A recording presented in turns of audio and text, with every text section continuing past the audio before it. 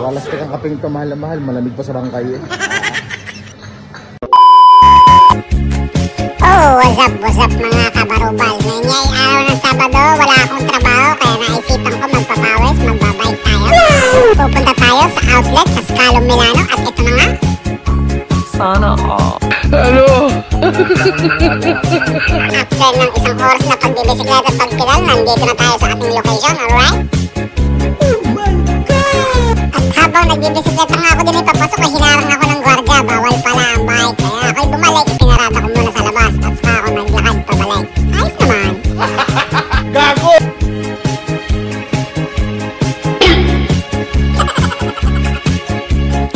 Medyo napaga nga yata ang aking dating din eh. Ay alas 10 pa pala ng umaga, ang bukas ay 9:30 ako'y nandini na. Saradong sarado, baka ako'y mapagkamalang pang gwardiya at ako magbubukas ng Scalong Milano outlet. Ay inang?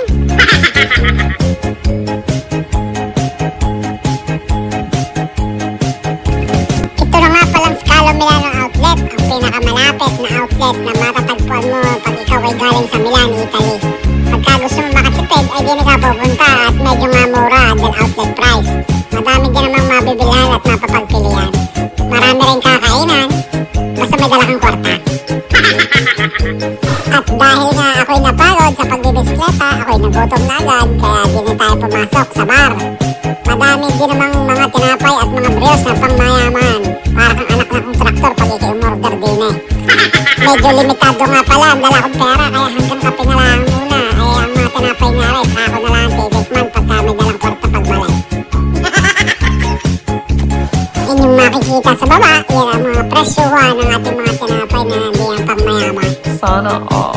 May mga 90 cents, may 250, may 120. Oh my God! May 250 nga, ayan nga, ang tawag dyan ay brioche. Sa ibang bansa, ang tawag din ay, hindi ko alam. Gago!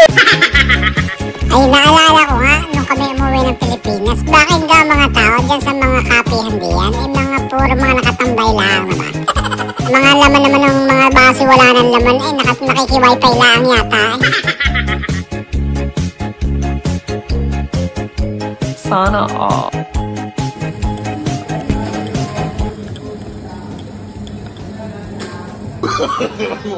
No. Walas ka kang kaping ito, mahal na mahal. Malamig pa sa bangkay eh. Oh no!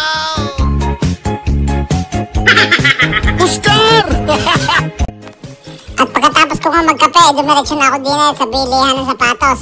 Sana all. May binili nga pala ako pero hindi ko na-videohan. At sa punto nga aray, nandito na tayo sa loob ng Nike outlet. Gusto ko nang bilhin lahat kasi wala akong dalang kwarta. Kaya sa susunod na lang. Oh no! So paano? Maraming salamat sa inyo. Bye-bye!